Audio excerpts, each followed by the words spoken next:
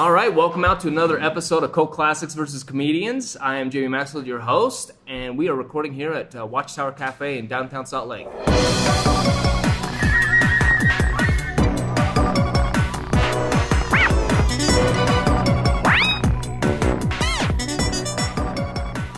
And I'm joined by these three awesome comedians joining us today. I've got Asia 6, Christopher Stephenson, and Andrew Jensen. Yeah! And we are going to be discussing a film today on the show. Yep. Called Brain Candy. This is Christopher. This is your show. Yes. Why don't you take us through this show real quick? Brain Candy is a 90s movie from a sketch group from Canada called Kids in the Hall. They're produced by Lorne Michaels, so we basically just have like his version of Saturday Night Live in Canada. The basic synopsis of the movie is this pharmaceutical giant company has invented a drug called Stummies, which is like the equivalent of like Tums. Yeah. or Rolaids. And they see their sales start to decline, so they dip into their research and development department and are just asking for like the next best drug that's like ready to go so they can start selling more drugs. And they go through like a series of fails, and then finally they get this one scientist in there that has, they call it, I can't remember the name of the drug they call it. Like Gleanex. Yeah. But it's basically an antidepressant that blocks out all other memories except your favorite memory. And then that's the only thing you can see in your head all day long. So then you're happy all the time.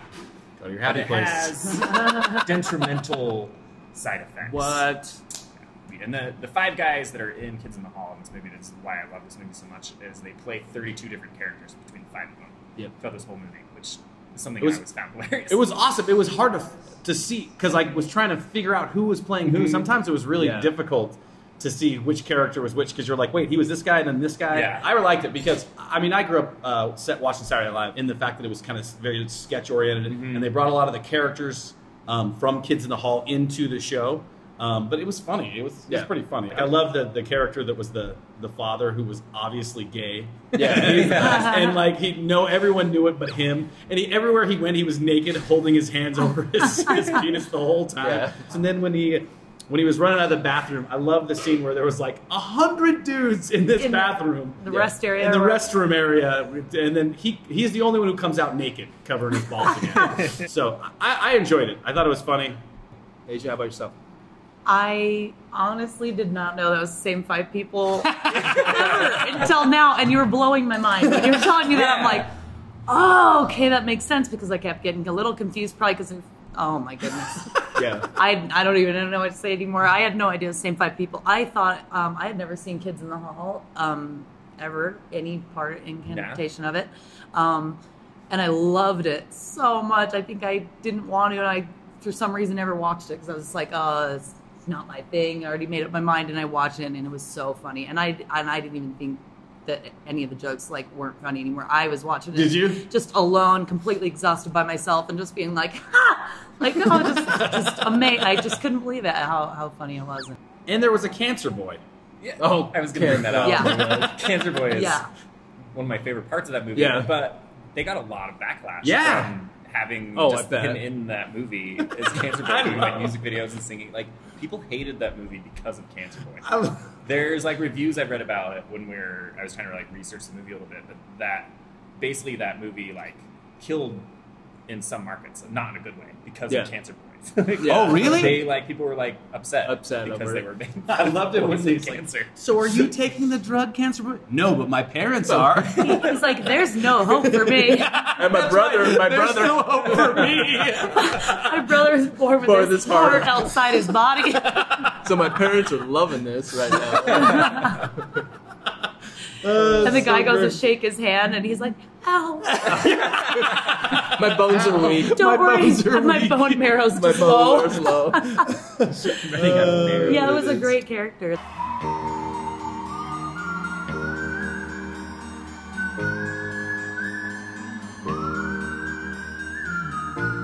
Oh, Aw, and he's wearing the plaid, all the plaid in the music video, Cancer Boy. I love that the death metal guy took the drugs and then became like the contemporary #1 hit of the pop hit because it was so happy. But he just sucked. It was terrible. Yeah, the rock stores got boring. I love it when they were like waiting. They're like all the fans are waiting for him to come. They're like, he might not come out. He's too depressed. He's too depressed. Like I just totally see the name of that place was Suicide Club or something. It's just like, I've been to this show before. I've seen this actually play out. It was brilliant because you kind of forget that they're playing all those characters. Mm-hmm. Yeah, like I said, occasionally you see who they are, but then you're kind of lost in the like, wait, so all these people are the same. They're playing like that's really extraordinary. They're playing like tiny cameos everywhere, and it's just so chaotic. I've always liked the idea of like the same people playing all these different characters in the movie. It was always hilarious. Yeah.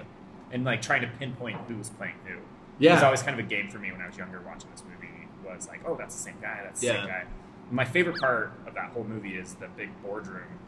That's awesome. Like the huge table and like the CEO or CFO of this pharmaceutical company's like at the end of the table. He's like, when are we going to get the big table in here? That's a great line. So good. He gets upset. And he's like, everyone out. I need the room to myself. And there's like 100 people in this room. I have to like file out, and then he thinks for like he just screams. I think he just screams. Yeah. Screams like one line. Yeah, and he's like, okay, everyone back in. Yeah. Then they have stummies, their Tums, on the table in huge bowls. In huge bowls is like a refreshment, but it's just like a. It's all over the building too. It's like there's always these big punch bowls full of them, just in case you get a tummy ache. I like there's like a lot of small little things that just made me laugh in the show, like the part when they're going to the ball and the door guy's checking people in, and then like these two old rich people come in, and he goes like, and he grabs the ticket, he goes, "These are fake." Get out of here. And he kicks and the old couple's so sad, like they're like, "Oh, didn't work." I think for me why this movie worked, opposed to like, so when I saw Lorne Michaels attached, this is the first time I saw it. So when I saw Lorne Michaels, when it came up, I was like, this is going to be a Saturday Night Live skit that they try to stretch out. Oh. And there's like Wayne's World worked, but everything else pretty much hasn't. But in this, what I think worked is that there was all these. It was like just a bunch of little skits, all these different characters brought into one. They're like, this is what we're gonna do. It'll be great. The other part that was funny too was like when they take the happy pill and it would show what their happy place was. Like the old lady who was like, like her son literally comes in. He's like, hey, well, we're here. Well, her dad died, and then he just like walks through and he's like, okay, we gotta go. And it was like 2 minutes. Come on, kids, let's go. And they grab all their presents. Like the grandma gave up. Well, that was a great time. That was so much fun, and then she's happy. My favorite part of that movie, when it's like one of those little tiny like 2-second things, like you said, that was so funny to me, was when they just finally like decide they're going to release this drug out to people, and all the scientists are kind of patting each other on the back, like, we did it, and then this other guy in a lab coat comes up from back and he's like, we did it, and they all look, who are you? Yeah. Just a guy. Just a guy. Let's celebrate. It was Dave Foley with a red hair. Of course, he has red hair. Favorite just moments. A guy. He pops up a couple times in that movie. He does. Just screams something from the back. Just a guy. I'm just a guy. It's just a quick moment, but it made it so good. There's so many of those. Every time I watch that movie, there's something I've never noticed before because everything's so quick that you miss it. Yeah, that's good. So.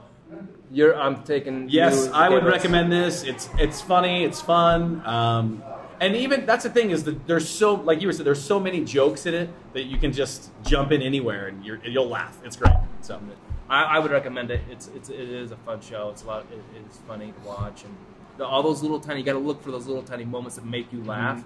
Because if you're watching with a group of people, it'll be different for each person as they're watching it, which makes it a fun experience. Yeah. So. Asia, how about yourself? I absolutely would recommend it. Just way funny. I would watch it again today. I mean, I just saw it yesterday. it was awesome. I loved it. Christopher? Absolutely. I love this movie. I've loved it for a very long time, and I really like this movie because it's a movie I can recommend to people that they haven't usually seen. Like, I don't know a lot of people that have seen it or even heard of it, and when they watch it, they're always like, at least it was funny.